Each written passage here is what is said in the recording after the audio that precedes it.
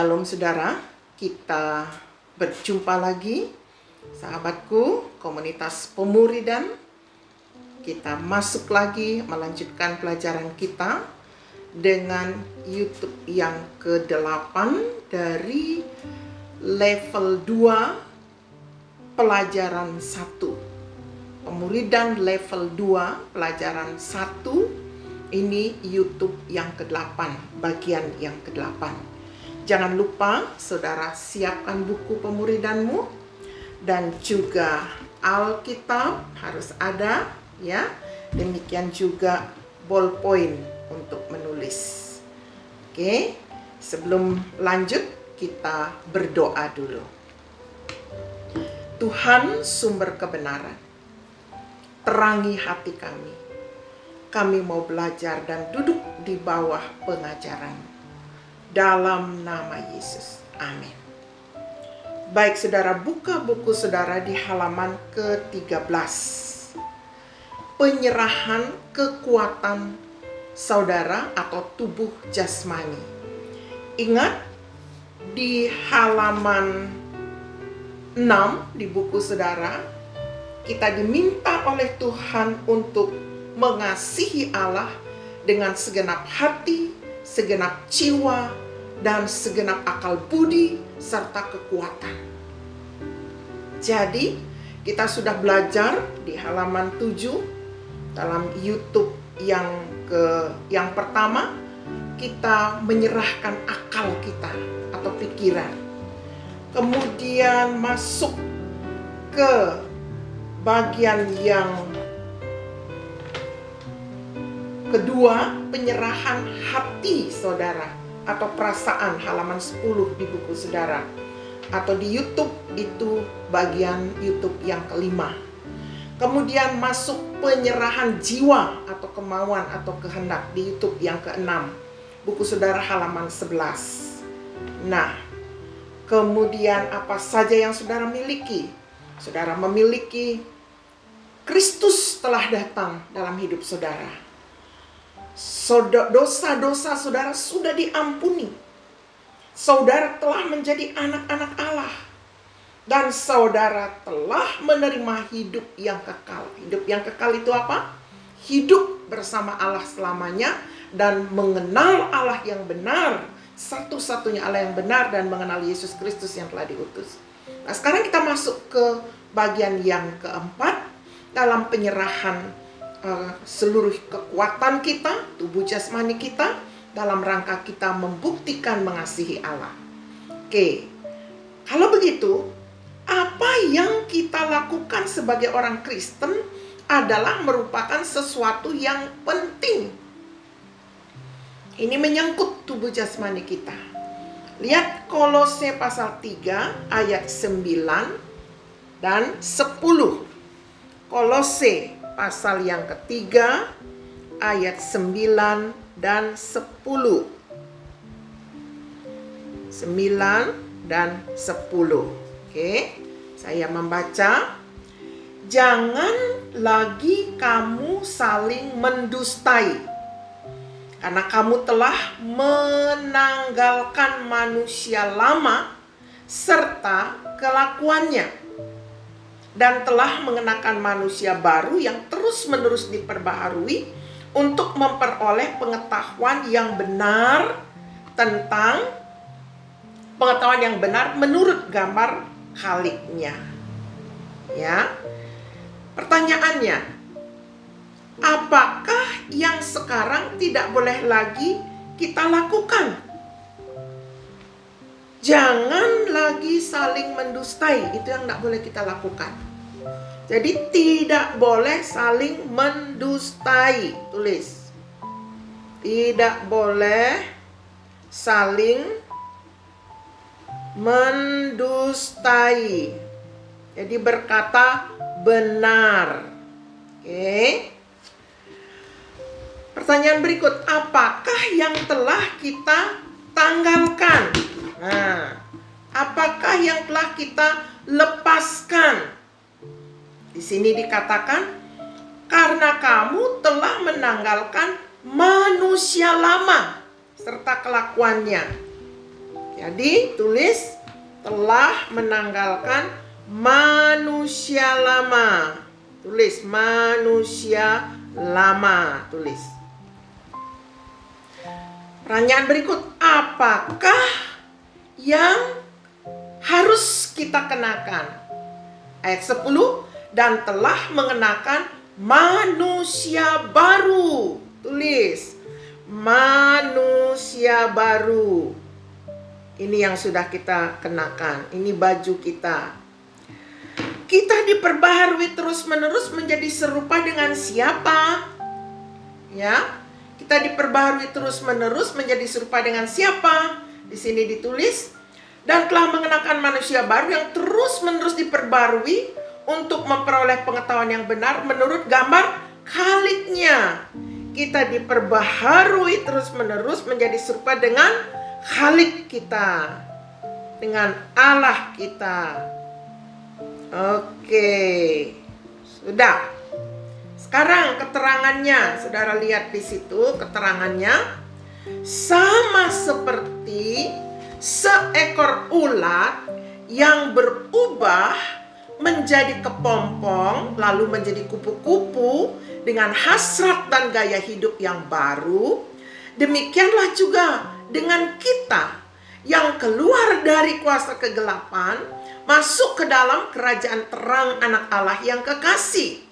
Dalam Kolose 1 ayat 13 dan 14 dan dalam Roma 12 ayat 2 diringkaskan, janganlah kamu menjadi serupa dengan dunia ini, tetapi berubahlah oleh pembaharuan budimu, sehingga kamu dapat membedakan manakah kehendak Allah, apa yang baik, yang berkenan kepada Allah, dan yang sempurna. Kita harus hidup sebagai anak-anak Allah dengan gaya hidup baru dan keinginan yang baru. Oke, lanjut. Saudara tidak dapat diselamatkan oleh perbuatan baik. Selalu ingat ini. Efesus pasal 2 ayat 8 sampai 10. Efesus pasal 2 ayat 8 sampai 10. Saya baca. Sebab karena kasih karunia kamu diselamatkan oleh iman. Itu bukan hasil usahamu, tetapi pemberian Allah. Itu bukan hasil pekerjaanmu. Jangan ada orang yang memegahkan diri. Karena kita ini buatan Allah, diciptakan dalam Kristus Yesus untuk melakukan pekerjaan baik yang dipersiapkan Allah sebelumnya. Ia mau supaya kita hidup di dalamnya. Oke, itu Efesus 2 ayat 8 sampai 10. Pertanyaannya, atas dasar apa saudara memperoleh keselamatan menurut ayat itu? Atas dasar kasih karunia. Tulis di situ. Atas dasar kasih karunia.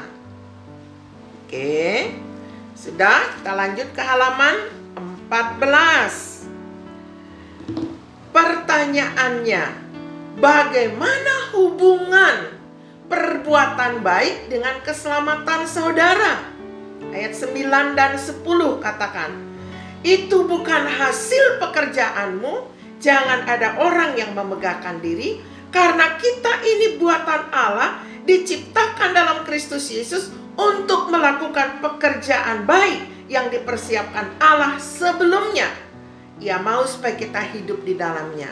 Jadi hubungan keselamatan dengan perbuatan baik adalah setelah diselamatkan, pasti keluar perbuatan yang baik. Tulis, setelah diselamatkan, pasti keluar perbuatan yang baik. Ya, jangan dibalik. Sebelum diselamatkan, perbuatan-perbuatan baik kita tidak mampu membawa kita kepada keselamatan. Karena keselamatan itu anugerah, kasih karunia. Tidak ada orang yang mampu diselamatkan karena perbuatan.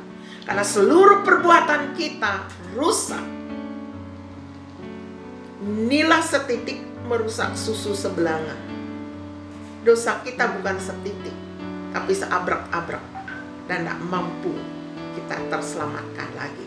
Kecuali Yesus, Allah sejati, turun menjadi manusia dan menanggung semua dosa kita, mewakili kita manusia. Sehingga di dalam Dia, ketika kita menerima Dia, kita menerima keselamatan. Oke, penjelasannya. Jika saudara belum yakin bahwa saudara telah memiliki keselamatan atau hidup kekal, saudara dapat menerima Kristus sekarang juga. Jangan malu-malu. Sekarang juga saudara bisa menerima Kristus secara pribadi dengan iman sebagai tindakan kemauan saudara. Berikut ini adalah sebuah saran doa. Ini contoh doanya. Tuhan Yesus, saya orang berdosa dan tidak dapat menyelamatkan diri sendiri. Terima kasih oleh karena Engkau rela mati di kayu salib untuk segala dosaku. Sekarang saya mengundang Engkau ke dalam hidupku, serta menerima Engkau sebagai Tuhan dan Juru Selamatku.